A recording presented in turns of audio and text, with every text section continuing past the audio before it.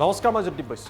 তামিলনাডুৰ মুখ্যমন্ত্ৰী হিচাপে শপত লোৱাৰ পাছতে বিজয় থালাপাতিৰ তৰফৰ পৰা কেইবাটাও বৃহৎ সিদ্ধান্ত গ্ৰহণ কৰা হৈছে। এবাৰ বিজয়ৰ তৰফৰ পৰা এটা নতুন সিদ্ধান্ত লোৱা হৈছে আৰু এই সিদ্ধান্তটোক লৈ সমগ্ৰ দেশজুৰি চৰ্চা চলিছে। সাধাৰণতে আপোনালোকে গম পায় যে প্ৰতিখন চৰকাৰে সুৰাৰ পৰা ৰাজহ সংগ্ৰহ কৰে, সেয়া লাগিলে ৱাইন শ্বপ হওক বা অন্যান্য বাৰ হওক, সকলোৰে পৰা বৃহৎ পৰিমাণৰ ৰাজহ অধিকাংশ ৰাজ্য চৰকাৰে সংগ্ৰহ কৰে। আমাৰ অসমতো বিভিন্ন প্ৰান্তত সুৰাৰ বিপণী আছে আৰু এই সুৰাৰ বিপণী তথা বাৰসমূহৰ পৰা চৰকাৰে প্ৰতি মাহে প্ৰতি বছৰে বৃহৎ সংখ্যক ৰাজহ লাভ কৰে আৰু সেইবাবে এই সুৰাৰ লাইচেন্স দিয়া হয়। এনে কাৰণতে চৰকাৰসমূহে সেই সুৰাৰ বিপণীসমূহ ভাল নহয় বুলি জনাৰ পাছতো এই বিপণীসমূহ খুলিবলৈ অনুমতি প্ৰদান কৰে, কিয়নো এখন ৰাজ্য চলিবলৈ চৰকাৰক ৰাজহৰ প্ৰয়োজন হয়। কিন্তু তামিলনাডুৰ মুখ্যমন্ত্ৰী হিচাপে দায়িত্ব লোৱাৰ মাত্ৰ ৪৮ ঘণ্টাৰ ভিতৰতে বিজয়ৰ তৰফৰ পৰা এটা বৃহৎ সিদ্ধান্ত লোৱা হয়। তামিলনাডুত প্ৰায় ৭১৭খনকৈ সুৰাৰ বিপণী বন্ধ কৰি দিয়া হৈছে আৰু এই কথা ঘোষণা কৰাৰ লগে লগে কেৱল তামিলনাডুত নহয়, সমগ্ৰ দেশতে চৰ্চা চলিছে। তামিলনাডুত যি ৭১৭খন বিপণী বন্ধ কৰাৰ সিদ্ধান্ত গ্ৰহণ কৰা হৈছে, এই বিপণীসমূহ চৰকাৰৰ অধীনত আছিল। তামিলনাডুৰ এই সুৰাৰ বিপণীসমূহক কোৱা হৈছিলে টাস্মেক, অৰ্থাৎ তামিলনাডু চৰকাৰৰ জৰিয়তে এই সুৰাৰ বিপণীসমূহ নিয়ন্ত্ৰণ কৰা হৈছিলে। দীঘলীয়া সময় ধৰি তামিলনাডুৰ জনতাৰ মাজত প্ৰশ্ন আছিল যে এই সুৰাৰ বিপণীসমূহ বন্ধ কৰিব লাগে, কিয়নো সুৰা পান কৰি বিভিন্ন লোকৰ পৰিয়াল আৰু জীৱন শেষ হৈ গৈছে।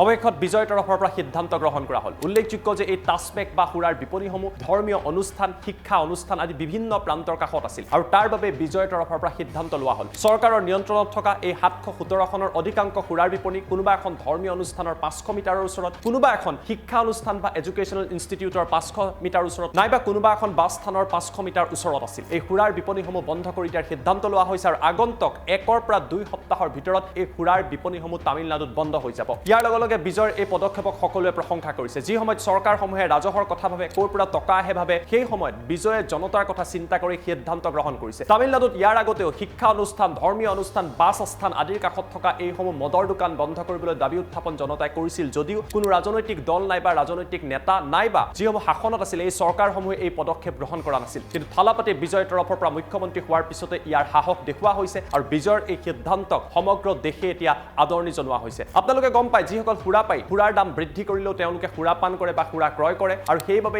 চৰকাৰে ইয়াৰ পৰা বৃহৎ পৰিমাণৰ ৰাজহ লাভ কৰিবলৈ সক্ষম হয়। কিন্তু বিজয়ৰ তৰফৰ পৰা সিদ্ধান্ত লৈ এটা ইংগিত দিয়া হৈছে, ৰাজহ বহু পৰিমাণে আহিলেও ধৰ্মীয় অনুষ্ঠান, শিক্ষা অনুষ্ঠান, বাছ স্থান আদিৰ কাষত এই মদৰ দোকানবিলাক থাকিব নোৱাৰে। ইয়াৰ ফলত সেই সমগ্ৰ অঞ্চলটোৰ পৰিৱেশ বিনষ্ট হয়, বহু লোকৰ জীৱনলৈ হানি বিঘিনি ঘটে আৰু এনে কাৰণতেই থালাপাতি বিজয়ৰ তৰফৰ পৰা সিদ্ধান্ত গ্ৰহণ কৰা হৈছে। মুখ্যমন্ত্ৰী হিচাপে শপত লোৱাৰ পাছতে বিজয়ে কেইবাটাও সিদ্ধান্ত গ্ৰহণ কৰিছে। ইতিমধ্যে তামিলনাডুৰ জনতাক প্ৰতিশ্ৰুতি অনুসৰি প্ৰতি মাহে ২০০ ইউনিট বিনামূলীয়া বিজুলী তামিলনাডু চৰকাৰে প্ৰদান কৰিব। কেৱল সিমানেই নহয়, বিজয়ৰ তৰফৰ পৰা ৰাজ্যত চলি থকা যি ড্ৰাগছৰ বেহা বা ড্ৰাগছৰ আসক্তি, সেয়া বন্ধ কৰিবলৈও কঠোৰ পদক্ষেপ গ্ৰহণ কৰা হৈছে। সমান্তৰালভাৱে মহিলাসকলৰ যাতে সুৰক্ষা সুনিশ্চিতকৰণ কৰা হয়, তাৰ বাবেও বিশেষ টাস্ক ফ'ৰ্চ গঠনত গুৰুত্ব দিছে থালাপাতি বিজয়। এইদৰে এতিয়া ইতিহাসৰ সৃষ্টি কৰি তামিলনাডুৰ মুখ্যমন্ত্ৰী হোৱাৰ পাছতে থালাপাতি বিজয়ৰ তৰফৰ পৰা এটাৰ পিছত আনটাকৈ বিশেষ পদক্ষেপ গ্ৰহণ কৰা হৈছে আৰু বহুতে ক'ব বিচাৰিছে, চিনেমাত যিদৰে থালাপাতি বিজয়ে জনতাৰ কথা কৈছিলে, ৰাজনৈতিক নেতা হিচাপেও জনতাৰ কাম কৰা তেওঁ আৰম্ভ কৰিছে আৰু এইদৰে যদি থালাপাতি বিজয়ে তামিলনাডুৰ জনতাৰ উন্নয়নৰ বাবে, সমাজৰ ভালৰ বাবে কাম কৰি যায়, আগন্তুক সময়ত থালাপাতি বিজয়ক স্তব্ধ কৰাটো প্ৰতিটো ৰাজনৈতিক দলৰ বাবে কঠিন হৈ পৰিব। তামিলনাডুৰ নতুন মুখ্যমন্ত্ৰী বিজয় থালাপাতিৰ এই পদক্ষেপক আপোনালোকে কি ভাবে, আমাক কমেণ্ট কৰি জনাবলৈ নাপাহৰিব।